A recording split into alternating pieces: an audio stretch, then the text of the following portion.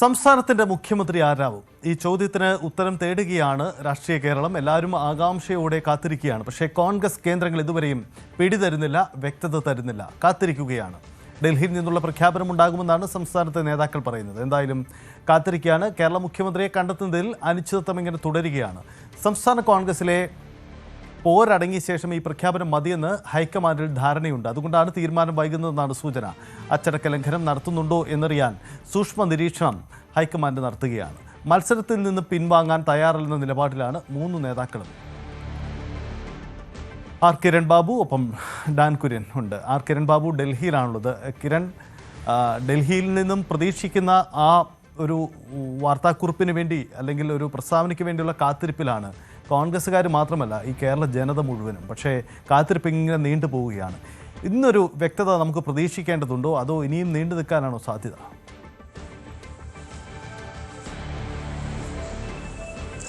സൈത്യ, അങ്ങനെ ഇന്നൊരു വ്യക്തത എന്ന് പ്രതീക്ഷിക്കാൻ അതിനപ്പുറത്തേക്ക് അക്കാര്യത്തിൽ ഏതെങ്കിലും തരത്തിലുള്ള ഉറപ്പ് ഏതെങ്കിലും ഹൈക്കമാൻഡ് നേതാക്കളുടെ ഭാഗത്തു നിന്ന് നമുക്കോ അല്ലെങ്കിൽ പ്രധാനപ്പെട്ട നേതാക്കൾക്കോ ഒന്നും ലഭിച്ചിട്ടില്ല എന്നുള്ളതാണ് യാഥാർത്ഥ്യം.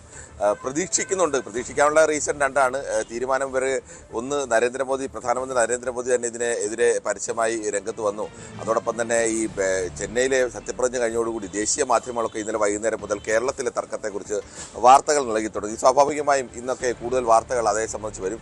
അത് കോൺഗ്രസിന് ദേശീയ തലത്തിൽ നാണക്കേടൊക്കെ ഉണ്ടാകുന്ന ഒരു അവസ്ഥ വന്നു കഴിഞ്ഞാൽ ഈ രണ്ട് കാരണത്താൽ, പ്രധാനമന്ത്രിയുടെ വിമർശനവും ദേശീയ മാധ്യമങ്ങളുടെ വാർത്തയും ഒക്കെ കാരണം ചിലപ്പോൾ അവർ ഇച്ചിരി വേഗത്തിലാക്കിയാൽ ഇത് മാത്രമാണ് ആകെ ഒരു പ്രതീക്ഷയായി നിൽക്കുന്നത്. അല്ലെങ്കിൽ സ്വാഭാവികമായും നാളേക്ക് നീളാൻ തന്നെയാണ് സാധ്യത കൂടുതലുള്ളത്. കാരണം ഇന്ന് വൈകുന്നേരത്തോടു കൂടി മാത്രമേ മല്ലികാർജ്ജുൻ ഖർഗെ തിരിച്ച് ഡൽഹിയിലെത്തുകയുള്ളൂ. അദ്ദേഹം തിരിച്ച് ഡൽഹിയിൽ എത്തിയ ശേഷമാവും അക്കാര്യത്തിലൊരു ചർച്ചകൾ നടക്കുക. ഇതിനിടയിൽ സോണിയാഗാന്ധിയുടെ മുന്നിൽ വിഷയം എത്തിയിട്ടുണ്ട്. സോണിയാഗാന്ധി വിഷയത്തിൽ പരിശോധിക്കുന്നുണ്ട്. കേരളത്തിൻ്റെ ഒരു പൊതുസ്ഥിതിയും കേരളത്തിൽ എങ്ങനെയാവണം എന്നുള്ളതൊക്കെ സോണിയാഗാന്ധി എ.കെ. ആന്റണിയുമായി ബന്ധപ്പെടാനുള്ള സാധ്യതയുണ്ട്. അങ്ങനെ എന്താണ് കേരളത്തിൻ്റെ സ്ഥിതി, അല്ലെങ്കിൽ കേരളത്തിൻ്റെ ഏത് നിലയിൽ പോകുന്നതാണ് നല്ലതെന്നൊക്കെ അദ്ദേഹത്തിൻ്റെ അഭിപ്രായം തേടാനുള്ള സാധ്യതയുണ്ട്. മറ്റ് ചില പ്രധാനപ്പെട്ട നേതാക്കളുമായിട്ടൊക്കെ ചിലപ്പോൾ സോണിയാഗാന്ധി അഭിപ്രായങ്ങൾ തേടാനൊക്കെയുള്ള സാധ്യതയുണ്ട്. ഒരു കാര്യം ഉറപ്പാണ്, ഇനിയിപ്പോൾ ഘടകകക്ഷികളുമായി ഏതെങ്കിലും തരത്തിലൊരു ചർച്ചയോ അല്ലെങ്കിൽ അവരുടെ നിലപാടോ അതൊന്നും ഇല്ല എന്നുള്ളത് ഹൈക്കമാൻഡ് കൃത്യമായി തന്നെ വ്യക്തമാക്കിയിട്ടുണ്ട്. ഇപ്പോൾ ഈ മൂന്ന് നേതാക്കളുമായും ഇനി അങ്ങനെ ഒരു ചർച്ചയില്ല. തീരുമാനമെടുത്തിട്ട് മൂന്ന് നേതാക്കളെ അറിയിക്കും. അതിനപ്പുറത്തേക്ക് അത് തീരുമാനം പ്രഖ്യാപിച്ച ശേഷമാണോ മുമ്പാണോ എന്ന കാര്യത്തിൽ പോലും ഉറപ്പൊന്നുമില്ല. അത് അറിയിക്കും എന്നുള്ളത് മാത്രമാണുള്ളത്. അതിൽ തീരുമാനം എപ്പോഴുണ്ടാവും എന്നതിൽ നമുക്ക് ഇപ്പോഴൊരു വ്യക്തത പറയാൻ കഴിയില്ല എന്ന് തന്നെയാണ് യാഥാർത്ഥ്യം. എന്തായാലും നാളെയെങ്കിലും ഈ പ്രഖ്യാപനം ഉണ്ടാവും. ഇല്ലാതെ 23-ാം തീയതി വരെ ദിവസമുണ്ട്. അതുകൊണ്ട് ഇനിയും വൈകിപ്പോട്ടെ, അങ്ങനെ ഒരു നിലപാടിലേക്ക് പോകാനുള്ള സാധ്യത വളരെ കുറവാണ്. കാരണം തീരുമാനം ആയി കഴിഞ്ഞാൽ പിന്നീട് 1-2 ദിവസം നാളെ പ്രഖ്യാപനം ഉണ്ടായേക്കുമെന്നാണ് നിലവിൽ നമ്മുടെ ഒരു പ്രതീക്ഷ. കിരൺ, ഒരു കാര്യം കൂടി കിരൺ, മുമ്പൊക്കെ 2 പേരെങ്കിലുമാണ് മുഖ്യമന്ത്രി ആരെ എന്ന സാധ്യതകളിലേക്ക് വരുന്നത്. ഇപ്പോൾ 3 പേരുണ്ട്. അതിലൊരാൾ KCCയുടെ സംഘടനാ ജനറൽ സെക്രട്ടറി കൂടിയാണ്. അതായത് ഇവരുമായിക്കുള്ള വലിയ അടുത്ത ബന്ധമുള്ള ആളാണ്. അപ്പോൾ തീരുമാനമെടുക്കുക അവരെ സംബന്ധിച്ച് കുഴയ്ക്കുന്ന ഒരു വിഷയമാവും. കിരൺ സൂചിപ്പിച്ചതുപോലെ A.K. ആന്റണി ഒരു പേര് നിർദ്ദേശിക്കാനുള്ള സാധ്യത എത്രമാത്രമുണ്ട്? ഒപ്പം A.K. ആന്റണിയുടെ അഭിപ്രായം തേടാനുള്ള സാധ്യത ഏറി വരുന്നു എന്ന് വേണം ഇപ്പോഴത്തെ സാഹചര്യങ്ങൾ മനസ്സിലാക്കാൻ, അല്ലേ?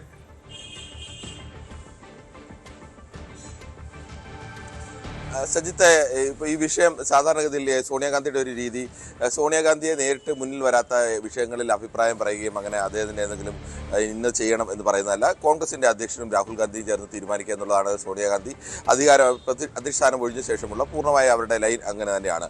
ഏതെങ്കിലും വിഷയത്തിൽ ഇനി അവർ ഒരു അഭിപ്രായം തേടുന്നു സോണിയാഗാന്ധിയോട്, അങ്ങനെയാണെങ്കിൽ മാത്രം അതിൽ അഭിപ്രായം പറയുക എന്നുള്ളതാണ്.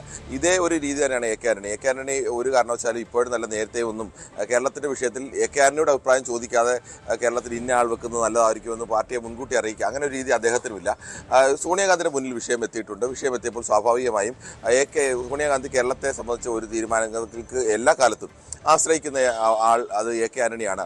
A.K. ആന്റണി കോൺഗ്രസിൻ്റെ താല്പര്യം നോക്കി മറുപടി പറയും എന്നൊരു പ്രതീക്ഷയുണ്ട്. ആരെങ്കിലും ഇതിൽ 3 പേർക്കും A.K. ആന്റണിയെ സ്വാധീനിക്കാനൊന്നും കഴിയില്ല എന്നതും ഒരു യാഥാർത്ഥ്യമാണ്. അങ്ങനെ ഇവരെ സ്വാധീനിക്കാൻ 3 പേരും ശ്രമിക്കുകയുമില്ല എന്നതും മറ്റൊരു യാഥാർത്ഥ്യമാണ്. എന്തായാലും അങ്ങനെ ഒരു A.K. ആന്റണിയുടെ അഭിപ്രായം തേടാൻ വഴിയുണ്ട്. അങ്ങനെ ഉണ്ടെങ്കിൽ ആന്റണി ഒരു അഭിപ്രായം സോണിയാഗാന്ധിയോട് പറയും. പിന്നീട് സോണിയാഗാന്ധി അതിൻ്റെ അടിസ്ഥാനത്തിലൊക്കെ ആയിരിക്കും അവരുടെ കൂടി ഒരു വിലയിരുത്തലുണ്ടല്ലോ. കോൺഗ്രസിൻ്റെ ഭാവിക്ക് ഏതായിരിക്കും നല്ലത്, മുന്നണിയുടെ ഭാവിക്ക് ഏതായിരിക്കും നല്ലത്, മുന്നോട്ട് കൊണ്ടുപോകാൻ ഇപ്പോൾ കിട്ടിയൊരു വലിയ പ്രതിച്ഛായൊക്കെ ഉണ്ട്. ആ പ്രതിച്ഛായ നഷ്ടപ്പെടാതെ എങ്ങനെ മുന്നോട്ട് കൊണ്ടുപോകാൻ ഇതിൽ ആര് വരുന്നതായിരിക്കും നല്ലത് എന്നൊക്കെയുള്ള ചോദ്യങ്ങളൊക്കെ വരും. അപ്പോൾ അതെല്ലാം കണക്കാക്കിക്കൊണ്ടായിരിക്കും ഒരു തീരുമാനം സോണിയാഗാന്ധി എടുക്കുക. അങ്ങനെയാണെങ്കിൽ ആ തീരുമാനം സോണിയാഗാന്ധിയുടെ അഭിപ്രായമായി അറിയിക്കും. ആ അഭിപ്രായം വന്നു കഴിഞ്ഞാൽ പിന്നീട് അതിനെ മറികടന്നുകൊണ്ട് മറ്റൊരു തീരുമാനത്തിലേക്ക് പോകാനുള്ള സാധ്യത വളരെ കുറവാണ്. അപ്പോൾ ഇപ്പോഴും നിർണായകമായിരിക്കുന്നത് സോണിയാഗാന്ധി വിഷയത്തിൽ ഒരു തീരുമാനം പറയുമെങ്കിൽ അത് ആരുടെ പേര് പറയും എന്നുള്ളതാണ്. അല്ലാതെ ഈ ഇപ്പോൾ ചില ഇത് പറയുന്നത് പോലെ കേരളത്തിൽ 2 കൊല്ലം ഒരാൾ മുഖ്യമന്ത്രി ആയിരിക്കട്ടെ, 2 കൊല്ലം കഴിഞ്ഞ് ടേം അവസ്ഥ, അങ്ങനെ ഒരു ഉറപ്പൊന്നും കോൺഗ്രസ് ഇത്രയും കാലം ഒരു നേതാവിന് നൽകിയിട്ടില്ല. നേതാക്കളോടൊക്കെ പറയുന്നത് നിങ്ങൾക്ക് ഇപ്പോൾ മാറി നിൽക്കൂ, നിങ്ങൾക്ക് ഉചിതമായ സമയത്ത് നിങ്ങൾക്ക് അവസരം തരും, നിങ്ങളുടെ കാര്യം ഞങ്ങൾ പരിഗണിക്കുക, അത് ഉചിതമായ സമയത്ത് പരിഗണിക്കുക എന്നുള്ളതാണ്. അത് സച്ചിൻ പൈലറ്റിനോടായാലും DK ശിവകുമാറിനോടായാലും എല്ലാം അതിനപ്പുറത്തേക്ക് ഇന്ന ആളിനെ 2 കൊല്ലം കഴിഞ്ഞ് മാറ്റി മറ്റേ ആളെ മുഖ്യമന്ത്രിയാക്കാം, അങ്ങനെ ഒരു രീതി കോൺഗ്രസിനില്ല, അത് അവർ ചെയ്യുകയുമില്ല. യെസ്, അതാണ് സാഹചര്യം. കൂടുതൽ വാർത്തകൾക്ക് News 18 Keralam YouTube channel subscribe ചെയ്യുക.